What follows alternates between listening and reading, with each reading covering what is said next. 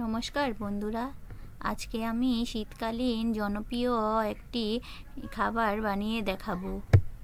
সবার পরিচিত একটি রেসিপি বেগুন পোড়া বা বেগুন ভর্তা, সাথে আমি টমেটো পোড়া বা টমেটো ভর্তা বানিয়ে দেখাবো। শীতকালে এমন কোনো ব্যক্তি নেই যে গরম গরম ভাতের সাথে বেগুন পোড়া বা রুটি পছন্দ করে না। যারা বেগুন পোড়া পছন্দ করে না তারাও আঙ্গুল চেটে চেটে খাবে। গ্যাসের চুলার থেকে মাটির চুলাতে পোড়ালে বেশি সুস্বাদু হয়।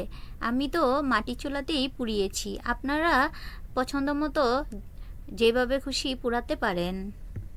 চলো দেখে আসি।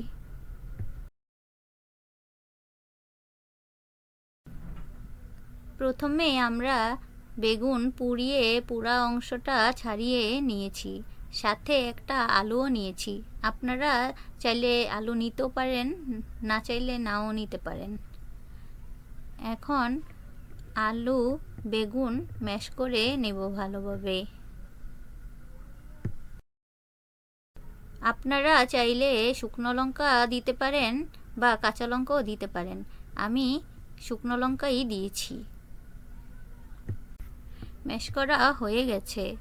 এখন শুকনো লঙ্কা পরিমাণ মতো, পেঁয়াজ আর রসুন ভেজে রেখেছিলাম সেগুলো অল্প দিয়ে দিলাম।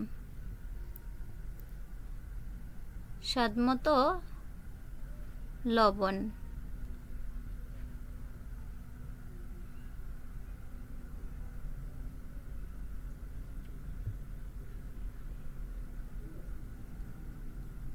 দিয়ে ভালোভাবে মেখে নেব। আমি সরিষার তেল দিয়েছি, আপনারা সয়াবিন তেলও দিতে পারেন। সরিষার তেল দিলে বেগুন পোড়াটা খেতে স্বাদ হয় বেশি। সরিষার তেল দিয়ে ভালো করে মাখিয়ে নেব।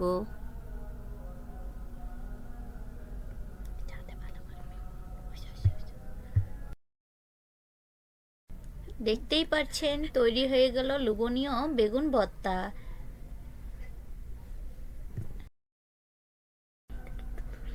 খেতে কিন্তু দুর্দান্ত হয়েছে গরম ভাতের সাথে বেগুন পোড়া ভর্তা। আপনারা কিন্তু রুটির সাথে, ভাতের সাথে, পরোটার সাথে খেতে পারেন। খুব সেই ভর্তাটা, না খেলে বুঝতে পারবেন না। ফ্লেভারটাও খুব দারুণ এসেছে মাটির চুলাতে পোড়ানোর জন্য। খুব অল্প সময়েই বানিয়ে নিতে পারেন ঘরের উপকরণ দিয়েই। চলেন টমেটো ভর্তাটা দেখে আসি কিভাবে বানাতে হবে। টমেটোটা পুড়িয়ে পুরা অংশ ছাড়িয়ে নিয়েছি, এখন ম্যাশ করে নেব। আপনারা চাইলে হাত দিয়েও ম্যাশ করে নিতে পারেন। ভালোভাবে ম্যাশ করা হয়ে গেলে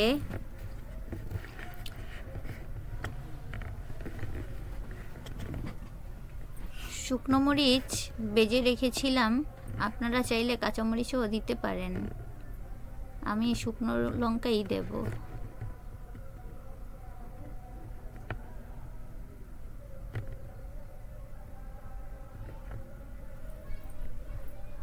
সাথে পেঁয়াজ রসুন ভেজে রেখেছিলাম সেগুলো দিয়ে দেব।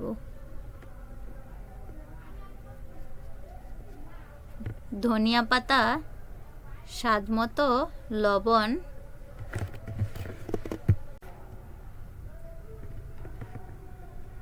স্বাদ মতো লবণ দিয়ে ভালো করে মেখে নেব।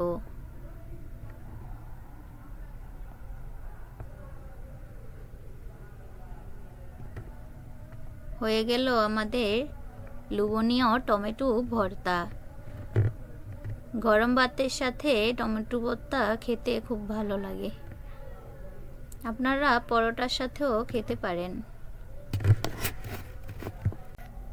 ভালো লাগলে লাইক কমেন্ট শেয়ার করে দিবেন, সাবস্ক্রাইবও করবেন। টাটা বন্ধুরা।